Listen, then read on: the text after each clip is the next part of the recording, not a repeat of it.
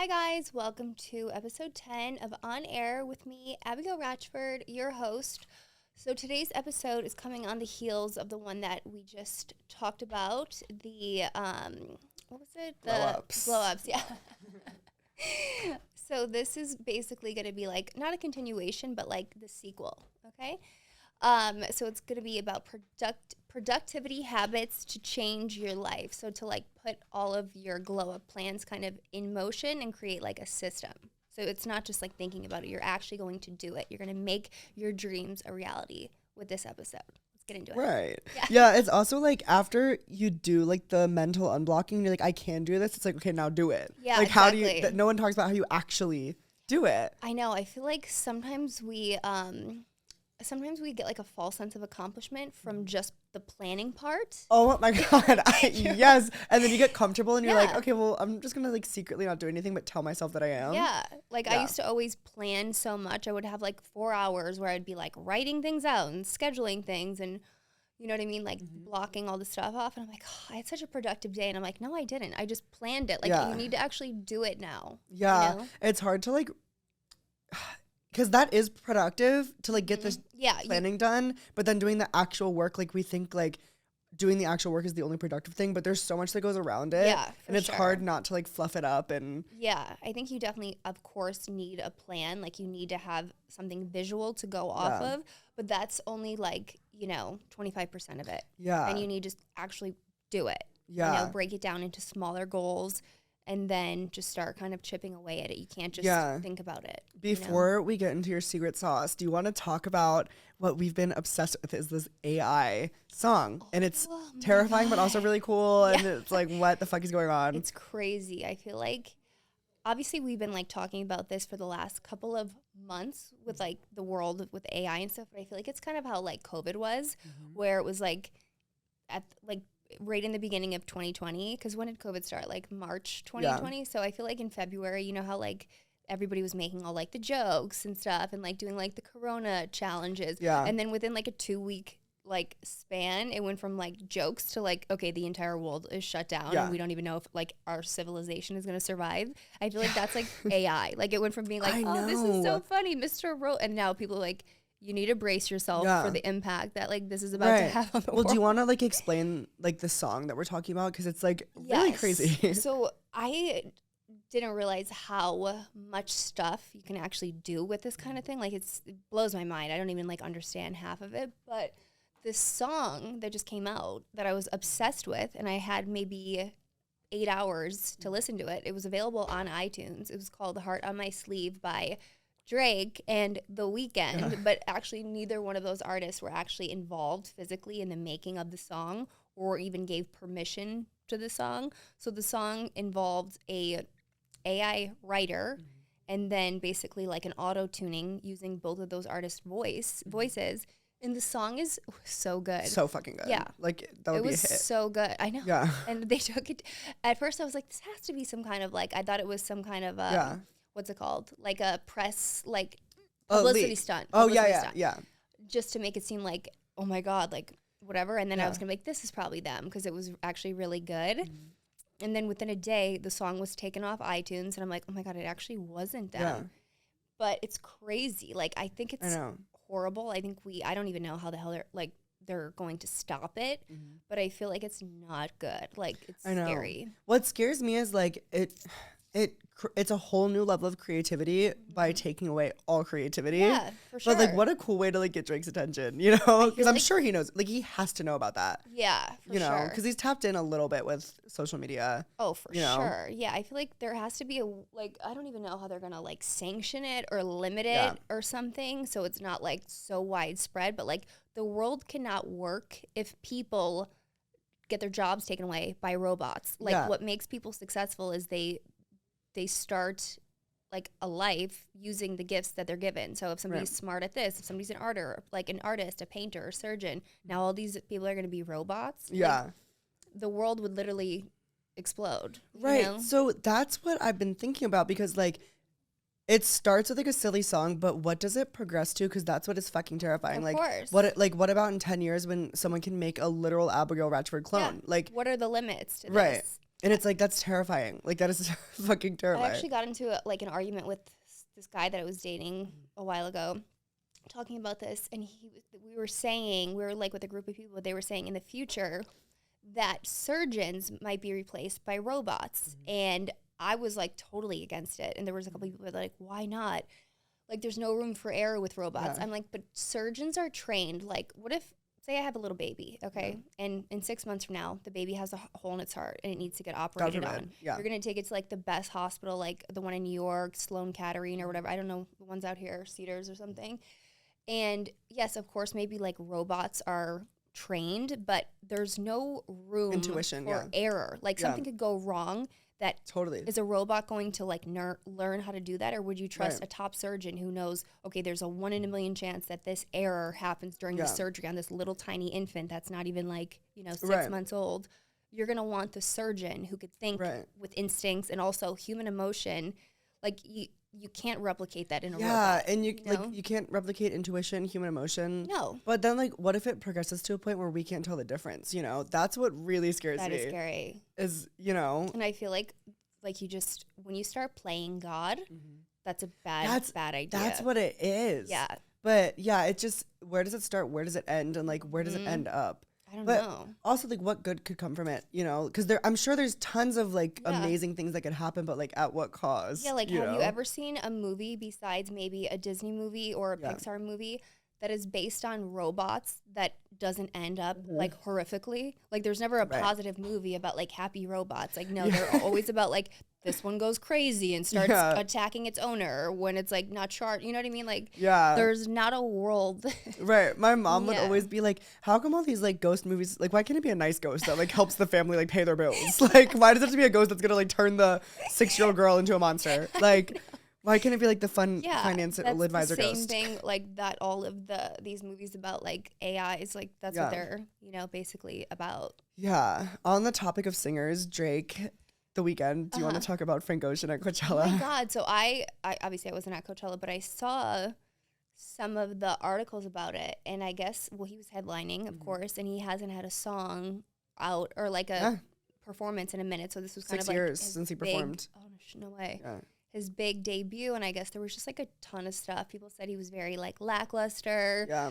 An hour late, all that stuff. But then I saw something that said, like, leading up to it, he hurt himself. Did you see that? No. Somebody said he apparently, like, it wasn't any kind of laziness on his part or anything. He actually had this insane performance, like, planned, where they were going to do something with, like, hockey skaters. Yeah, it was ice skaters, and they had a rink made, and then last minute he was like, I don't want to do it. And then they, like, unmelted the rink. Yeah, so I guess that, and then also he apparently was riding a bike. You know how like you can't get around once you're in Coachella, you either have to take like a cart or like those bikes that go in the dust.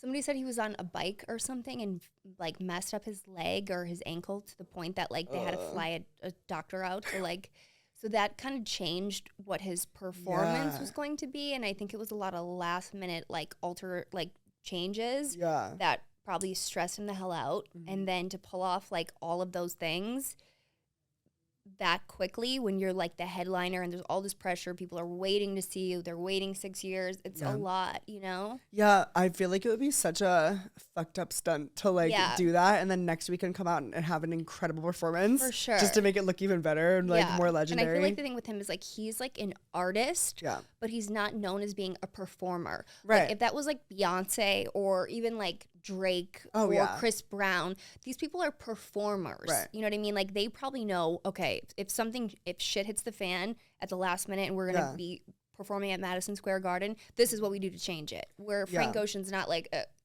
Well, also, who the fuck is putting millions of dollars into it? His like team of probably like 1,000 people that worked on that realistically. Yeah. And then who the fuck is letting him ride a bike before the performance? Like, he shouldn't even be, like, walking. I swear to God. Like, he needs to be so insured that, like, he will make it to the stage. I know. You never really, like, expect crazy freak accidents like that to happen, but unfortunately they do, and especially, like, during times like Coachella where people are not saying he was like drunk or anything, but there's a lot of like reckless behavior around that. Like you should be even, you know, I guess maybe lesson learned because he probably never had to deal with this. And it's like an unfortunate way for him to. Yeah, big time. But I wonder if that actually happened or if that was a story that they put out. I wonder too. I guess there's really no way of knowing because this is probably released from like his PR team, but he is going to be he's going to be doing it for weekend 2. I'm excited to see. So he has a chance to redeem himself. So we'll see. Yeah, that will be so fucking legendary if he does. Yeah. My like, he's like, I get the hype around him. Some of my friends don't. I think his music is like some of the best music of all time. I do get it. But I don't know. There's a difference between being a legend and being like a diva like that. Like Beyonce would never. No. Like she actually did fuck up her leg before Dubai and still. She had like a surgery or something that really fucked her up because she was pretty stagnant during that performance. But she still did she was on the lift. Like she was singing the. No, it's really. Yeah. But I'm trying to think, was there any other crazy stories from Coachella? Okay, so apparently Leonardo DiCaprio was spotted with Irina Shayk, and everybody was saying that they're dating. Well, first TMZ posted, because people always just speculate that Leo's always with like the hottest girls. Well, he is with the hottest girls. That's not even like a speculation at all times. But he was photographed with Irina and then also this model Stella Maxwell. Do you know who she is? And it was like a dark photo. So TMZ posted it. Somebody took it like a grainy cell phone photo, and then all these comments were like, that's not a random girl, that's Irina, like whatever. She was married to Bradley Cooper, who's one of Brad Pitt's friends. And that's not even the biggest scandal. She's 37, so she's 12 years older than his normal cutoff. You know how people say like he doesn't date anyone? I fucking know, girl. But then it was like they released a statement like, no, he's actually known her for a while, and I do believe that, like, because those circles probably run very close. And he is good friends with Bradley Cooper, and I don't think that he would do that. Yeah, like, isn't it weird how like from the outside, say I had absolutely zero idea about anything entertainment, I didn't know anybody in entertainment, I'd be like, oh, that's such a cool, wholesome friend group, I bet. But then when you get to see them in person, you're like, they're really fucking odd. Like, I'm not saying Leonardo DiCaprio is weird, but like people general, that are always so strange and off and weird and like particular. And I know. And it's like a lot of egos, like a lot of really big egos that you're like, okay. Like terrifying, like where it's like, how do you not realize that you're like acting this insane? Yeah, exactly. Yeah, it's like, very weird. Are you an AI or are you always like this big of a dick? Right, like are you like the Leonardo DiCaprio AI? Okay, we should get into the topic for today. The first part of today, which is about productivity and changing your reality and putting these plans into putting these plans into action, is appreciating your setbacks. How do you like how do you learn to like love your setbacks and understand that like the failures were a good thing? So I feel like as humans, we need to kind of see life as not like black or white. Like there's a lot of gray areas, and we have to understand that like one of the things in life that is inevitable for everyone is we will all deal with setbacks in all different ways. Everybody has like their own journey, their own things that they suffer with, and we're all going to kind of have this, you know, blueprint in our life, and things kind of get thrown into the mix that were maybe not planned by God, the universe, whatever you believe in. And I feel like that is inevitable, but what you have control over is the way that you handle it. Like you could either have a setback kind of break you, or you could have a setback make you. And a lot of these people that we look up to and admire, if you read about their life stories, usually there was something in there that like catapulted this growth in them, and it's usually followed by like a horrible tragedy, a horrible loss, a horrible betrayal. That's what kind of is like the catalyst for, you know, change and for growing stronger and for realizing that like you are capable of so much more when you're kind of put under the pressure, when you're put under the fire. That's when you like figure out what you're made of. Yeah, you know? it's really interesting because like there'll be these mental blocks where it's like I couldn't physically or mentally handle doing that, and then you're forced to do it, and you realize you can take on so much more. Yeah. Have you heard of? Do you know who Ed Milet is? Ed Milet. Who is that? He's a podcaster. Yeah, he does like inspirational. Yeah, I've been listening to his podcast, and he has this book called The Power of One More. It's so interesting. I would listen to the podcast. I haven't read the book yet. But it's basically about his dad like trying to get sober a billion times and not working, and him getting in the cycle of trying it, not working, blah, blah, blah. Yeah. I'm like, damn, this is a little familiar. But like, let me go down. But it's him being like, okay, I'm gonna try one more time. I'm gonna fail one more time. Let myself do it one more time. And it's like that's always the breakthrough. Is like when you have that pressure of like this is the last chance. Like, you know. Did you? We always talk about Kanye West on this podcast, but did you see Kanye's documentary that was on Netflix a couple months ago? Yeah. So basically, like, I really, really liked that. I think it was only maybe 3 or 4 episodes, but when he had first, because he was just like working as a producer in Chicago and all this stuff, and then he finally got a chance with like Jay-Z's music label, I think. He was signed for maybe 2 weeks and got like in a horrible accident one night coming back from the studio. He was like falling asleep and he shattered his jaw, had to get it completely sewn up. And as a singer, that's like life ending. Yeah. That's like literally being paralyzed as like an athlete. Right. And he said that when he was in the hospital and he was recovering and his face was all swollen and all this stuff, that's where he thinks that like God sent him like the best ideas. And he wrote college through the wire. Oh, through the wire. Literally through the wire. And he won his like first Grammy after that, and that's when he became Kanye West. It was like in that hell that he had to go through, where he didn't know when he was going to talk, and his mouth was wired shut. But like it didn't turn off his creativity, and in fact, it maybe like made some of his other senses sharper. You know what I mean? Like when they say that some people that are deaf have like a higher sense of like, you know, like it kind of overcompensates. But that's like an example. I like that documentary a lot because it kind of like motivates you. Like, it's always interesting because like we create these resistance. Like say you have something really good going in your life, like OnlyFans, for example. God forbid this happens, it literally won't. But like say one day OnlyFans completely goes under and you're like, fuck, I'm fucked. Like that's like the worst possible thing that could happen. You're holding on to it with your white knuckles. Like you're trying to be grateful for it, but it's like that is the worst thing that could happen. But if it did and you were forced to surrender, it's like, okay, I got to figure something else out. I have to figure something else out. Then that's when you figure out like the crazy idea that like works. And you know what I mean? It's like you can't like attach yourself to these current things to be grateful for so hard because it creates a resistance towards everything else. Yeah. No, for sure. And even like when I dealt with my stuff last year where I literally couldn't walk for like 8 months and I was like, it's so crazy. Like all of these things that I thought were problems before are like nothing now. And you don't realize that until it's like taken away from you. Yeah. And you, again, like that was when I really started to kind of get like more respect for myself because I'm like, I didn't even know I was this strong. I didn't even know, like when I was going in a wheelchair to my appointments and having to like literally be carried out of a wheelchair to be put onto like the doctor's checkup thing. I was like, this is what's going to turn me around. This is like, I realized I had been wasting so much time. I realized I had been not appreciating all of the opportunities I had, all of the things I was able to do every day that I just thought were whatever. Yeah. You know, it's like when it's stripped away from you, you're like, oh my God. Yeah, you know? It's so like the concept of surrendering is so interesting because like it's such a freeing feeling and you're so scared of like that failure and that inevitable failure that always happens to everybody with everything. And like once it does happen, you can let go and it's like, okay, like I don't have to worry about this shit anymore. Like I'm fucked right now, but like I can let go of that and like figure something else. Yeah. And I feel like in our lives, we probably have like maybe 5 to 10 big moments like that, big turning points that were like, that was a turning point for me. That was, you know what I mean? And everybody again has their own path and like trajectory of their life, but it really is so true. Like when you dig deep and you're stripped away of everything, you're like, this setback is going to probably be the best thing that happened to me in retrospect when I look back. It's so crazy. Before the first job that I had here was at a label and I was so excited. I was like, oh my God, I'm moving to LA. I had my label job and then on the side I would review songs for playlisting. It's just like a random side hustle. And I was like doing these 2 things and I was so excited. I was out in LA, didn't know anybody, but I was working this label. I'm working there, I'm going in every day. And I'm like, okay, I don't really like this job, but this is the fucking fantasy. I'm so happy with this like dream of mine. It happened, but I'm a little miserable at my job. Time goes on, I'm there for like 6 months. Eventually, they can tell that I don't like the job. I'm not performing that well because I'm unhappy and I lose the job.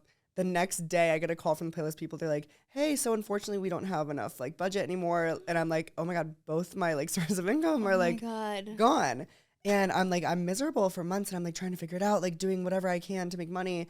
And then like I find this job and I'm so happy here and like things start to work out again. And I'm like, if I didn't have that awful, terrifying failure and I was miserable for months, I wouldn't have made it to a place where I'm like actually happy and like, for sure, you know, it's so crazy how things just like work out like that. Yeah. But it's so true though, you know? Yeah. I feel like that's why people are so uncomfortable with failure. Yeah.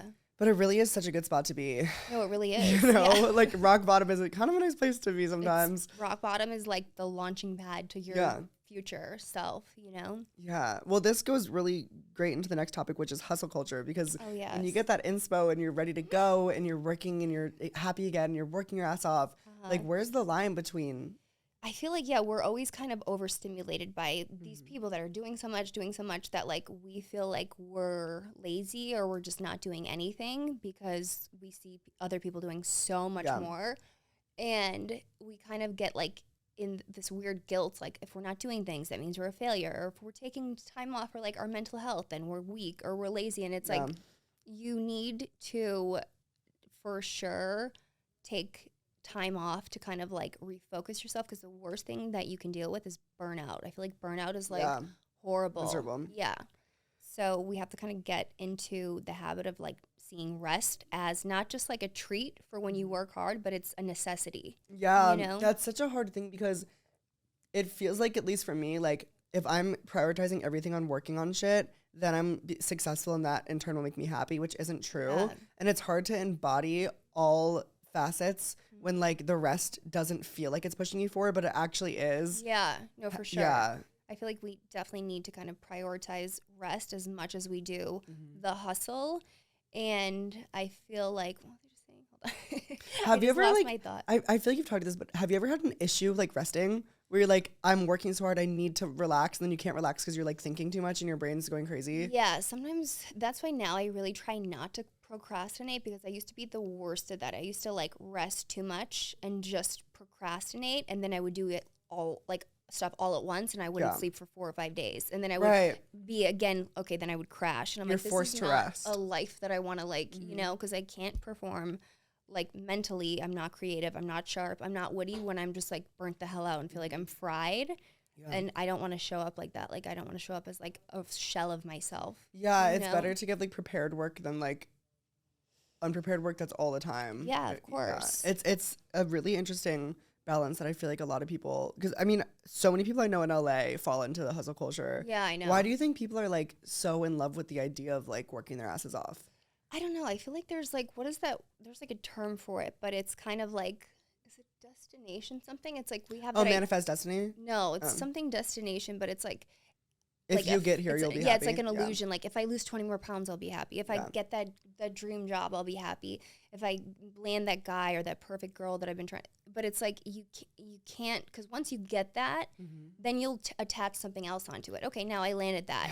I got my dream house, but now I want that car. I really want that Lamborghini. And then what after that? And it's like if that's what you attach your happiness to, you're never going to be happy. It's so like important to like find happiness exactly where you are, because that's when it happens for you. And like when you get the exciting thing that you're like, I worked my ass off for this, and you have it, and then it's like, okay, now I'm used to it. Like now what? Like and you can't attach yourself to the outcome. You need to kind of enjoy. Like it sounds again so cliche, but like you really have to just enjoy the process. Yeah, you know, whether or not you end up getting whatever it is that you're, you know, hopefully you do, but you either way should, you know. Yeah, there is such an illusion too. Like people look at you and they're like, "Oh, whoa, she's in this house in the hills. That's amazing." But like that house in the hills isn't what is making you happy. Yeah, of course. Like it's like you earned that, and that's an amazing thing that you're happy there, and it's cool. Like you have space to do whatever you want, but like that's not the like key driver of of course. Like what makes Abigail? What makes you happy?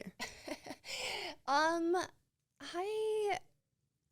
honestly, this sounds again like very cheesy, but I really do like being in a position where I could help people, like especially in my family, with things that are important to them. Yeah, you know, and I love that. Yeah, so I definitely am like a giving person, and I want to become more successful so I could do it on a larger scale. Totally. Like have like a foundation, or give, you know, to other foundations, or travel and learn about cultures and see how I can maybe educate them about things or fund them money, because like what they think is so much is not that much to us. It's crazy. Literally like, a meal. Yeah, like you could feed an entire school for like, that's insane. Right. You know? Yeah, it's also interesting, like, the examples that you've given, you can tell that you do it out of, like, pure, love and gratitude and you want to like give that feeling to people. Yeah.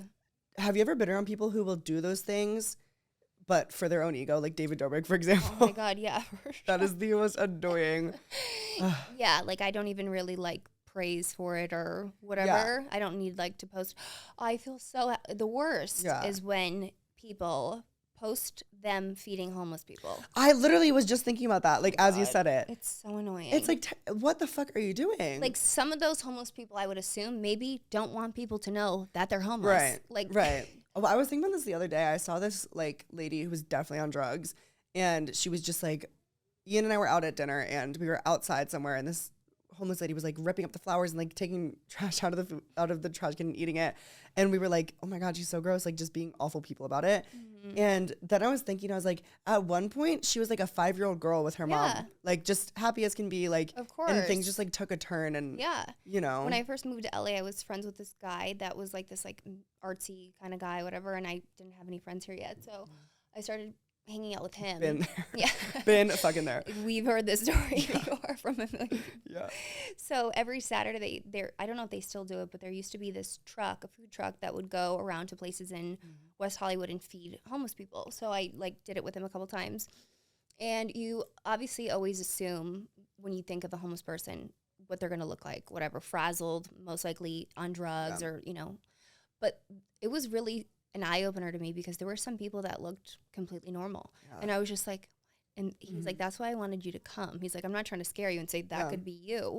But he's like, some of these people had normal jobs. Yeah. And they just had a bad turn, or this guy's wife divorced him and took everything, and one bad string of luck after the other. And not everybody's, you know, smoking a crack pipe behind the 7-Eleven to be homeless. Like, there's people that just maybe had a bad luck. You know? Or like, it's the person who had like a huge company last year and was a millionaire, and then everything fell through and they don't have someone else to rely on. Yeah, and it's sad. So again, like going back to when people post that they're, you know, feeding homeless people, like whatever, you know. Yeah, all for the content, all for the hustle. If you're doing it to maybe bring other people there, you don't need to put the faces of the homeless people like, look at me with Sally. Right.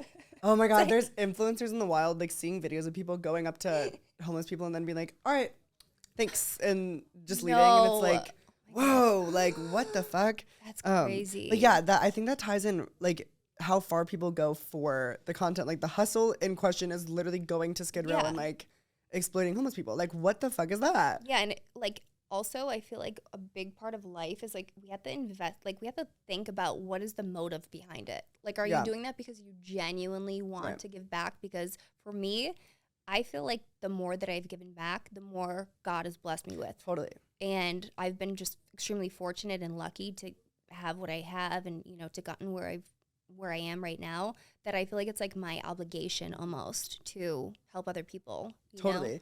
Yeah, I totally agree. I think that like when it comes to that sort of hustle culture where people are like completely head down working all the time, like there are good inspirations like yours, for example, but like how do you like, have you ever found yourself like stuck there, like in a hustle mindset where you like literally cannot get yourself out of it and like you're just like overworking yourself? Yeah, I feel like that's what I've definitely gone through periods of burnout like that before, where you just feel like every day is like Groundhog Day. You wake up, do the same shit over and over and over, and there's like no more joy to it. You're doing it because you feel like you just have to. Right. And it's not you're not inspired anymore. It's just very routine, and that's like the worst. That's like my biggest fear is when I feel like I lose that spark and I feel like I'm forced to do something and I'm not doing it out of like a desire because it makes me happy, or I feel like you know? That is so funny you said that, because the past 3 weeks I've been doing this thing where Monday through Thursday I'm up at 5. I'm like up going, I'm at the gym, I'm doing shit, like up ready to go, and then like it's really productive and I get a lot done and I feel really good getting up early. Like I do my meditation, I do my workout, I feel great. But then I like noticed myself today, I did it like the second day of the week getting up early, and I'm like, I don't really I want to do it for a month to challenge myself.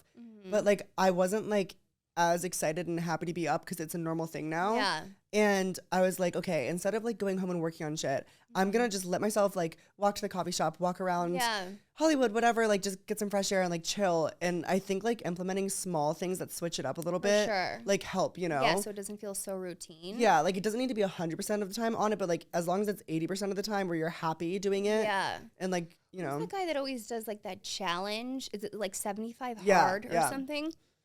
That just to me seems crazy. And I feel like it's so extreme. And like, it's like, you need to take ice baths. You need to do this. You need to do that. And then it's like, I feel like these people who probably follow these Instagram, you know, whatever, preachers or whatever you want to call, like when they fail, one of like the bar is set so high that I wouldn't be able to do one day that. Yeah. And then when you fail, you're like, I'm a failure. I'm just never going to amount to anything. And it's like, learn you. Like me, I'm not a morning person at all. I'm never going to be the person that gets up at 5 in the morning. And if I even tried to put myself on one of those like challenges, I would fail within 2 days. And it would send me in a spiral of, I can't even keep myself accountable for 48 hours. Like, so I know not to do that. But maybe I'll get up at 8 or 7:30 and say, 3 days this week, I want to do a 30-minute workout. I want to read. I want to make sure that I meditate 2 days. Those are achievable and they're realistic. And when you are able to achieve those things, you start to build that confidence. Like, I can do this. I'm good, you know? Right. It's also like, it shouldn't be like, okay, 75 hard is what? No drinking, no sugar, up at 5 a.m., 2 workouts a day, reading a book every day, journaling. It's like, okay, start with 1 workout a day and stick to that. If you don't like it, just stick to it for a month, see what it does for you. Exactly. And then when you have that confidence, like, okay, now try getting up early and doing a workout every day. And then eventually you can like, build why your way. Why doesn't he do that like week by week? Like, first week, let's do this. No alcohol and like, you know, 4 days a week, I want you to work out and then whatever. But why does it have to be all at once? To me, that just seems so military-ish that I'm like, oh God. Yeah, there needs to be joy in it because you can reach your goals, but like if you're not happy doing it, there's absolutely no reason because like it's the same thing with money. Like you can make the money, but you're still the same person. You have to do the self-work. Yeah, of like, course. You know. And who even has, I don't even know what people sign up for this because how do you even have time to do all that stuff? Like most people have 9 to 5 jobs and or kids. Right. Who has the time to do 2 workouts a day, an ice plunge, a fucking hyperbaric chamber? Yeah. It's like... Right. Yeah, no. Okay. But, so when it comes to putting these things into motion and actually doing the fucking thing that you, like, have been prepping for this whole time, how do you, like... one of the things that you put on here is time blocking. How does that work for you? So I think that something we always try to do as humans, and I think it's, like, one of the things that I've learned was holding me back, is multitasking. So multitasking is the worst idea ever. I feel like if you think about, okay, somebody said this once, like, you know how you spend the day right before you're about to travel somewhere? Like, say I find out tomorrow I'm going to New York. What am I going to go do? All the things that are vital to me, like I need to go get, like, my nails done or whatever those priorities are. That's how you should maybe, like, approach your days. Like, okay, if I had to do 3 things today, what would it be? Those are the 3 most important things. And don't focus on anything else until you do those things. Right. And stay off your phone. I always have mine on, like, do not disturb. And I get this little time cube from Amazon. I forget who. Somebody suggested it that I follow on Instagram. But it's like you could put it on 60, 30, whatever. And you just set it down. And people are like, well, why don't you just use your phone timer? I'm like, because I don't want my phone anywhere near me. I'm going to just play music on the TV. Like, keep it away from me. And then I just put the little cube on, and I'm like, okay, 60 minutes of me organizing my room or whatever was on my list that day.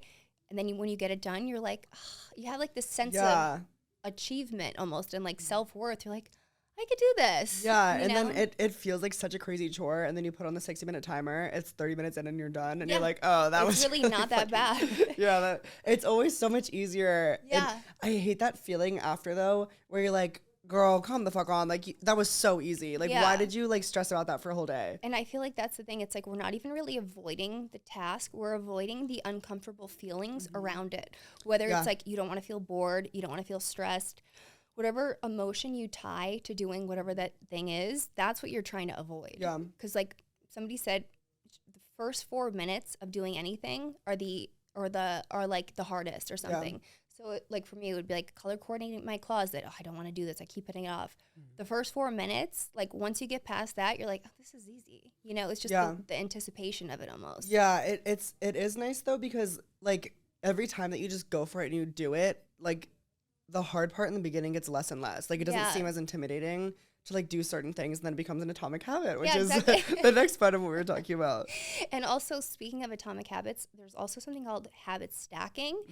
Instead of sometimes having a list of like 20 things that you need to do, say you want to like pray, meditate, journal, you know, skincare or self-care, learn which things you could kind of stack together. Yeah. So it's like way easier. Like I can do a sheet mask while I write in my journal or while I, whatever it is, you could like group things into like buckets almost so that it's not so overwhelming. That's interesting because I have like a list of like 10 things every day that I need to do, and I'll put the most important ones at the top and then go down, but it's interesting to group them together. Yeah. See which ones you could do. Yeah. You know? Because there are like some things that you can multitask, but it really is a like not everything you could do. Play. Yeah. But you could figure out which ones kind of go together. Yeah. Okay, guys, so that wraps up episode 10 of On Air. I hope you guys got some good tips on how to make productive habits to turn your dreams into reality. But enough about me. Get out there, go, start your glow up, and become the best version of you. I'll see you guys soon.